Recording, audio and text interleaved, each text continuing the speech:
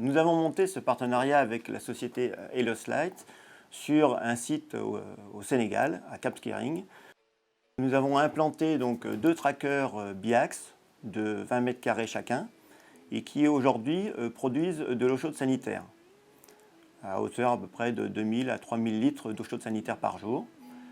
Et l'idée était de trouver une solution agile qui était viable au niveau économique et en même temps dans le cadre de la recherche pour nos futures implantations dans les villages ou dans des domaines où l'énergie électrique est quelquefois difficile ou alors insuffisamment stable. L'implantation de ce tracker était dans le but de vérifier certains éléments sur l'autoconsommation possible de l'utilisation de l'énergie solaire.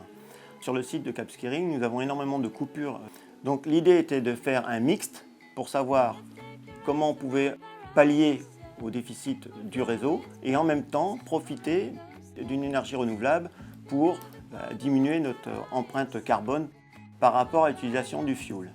Alors l'intérêt aussi de cette installation de démonstrateur, c'était de faire un point sur le bilan carbone. Et aujourd'hui, donc la production est de 50 kWh, ce qui représente en moyenne en kilos de CO2 sauvegardés de 16 kg par jour. Et sur l'annuel, ça va représenter 5,8 tonnes par année.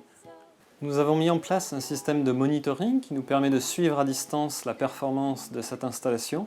Et on constate que depuis l'installation en décembre dernier, le système fonctionne de manière fiable, avec énormément d'intermittence au niveau du réseau électrique en raison des nombreuses coupures.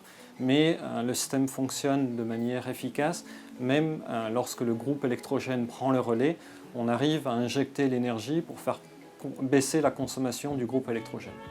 J'étais très intéressé qu'on fasse ce test sur le Sénégal, car pour moi c'est un des endroits dans ma zone qui est la plus compliquée. C'était intéressant de voir au niveau de la logistique, car souvent on oublie ce paramètre, mais c'est important, comment on va l'installer, comment on va éventuellement le démonter, le déplacer, comment on va faire la maintenance, vu que c'est des endroits où on ne peut pas se rendre très facilement. Donc voilà, on trouvait que le site de Cap Skirring au Sénégal était très intéressant. Ce démonstrateur va continuer à vivre pendant 2 ans.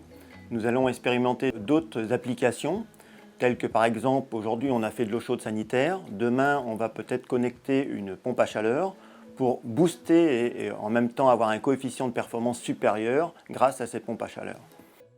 Ce tracker a pour but de vérifier certains éléments techniques, les coûts associés, les coûts de maintenance, en fait pour vérifier la viabilité économique dans différentes applications.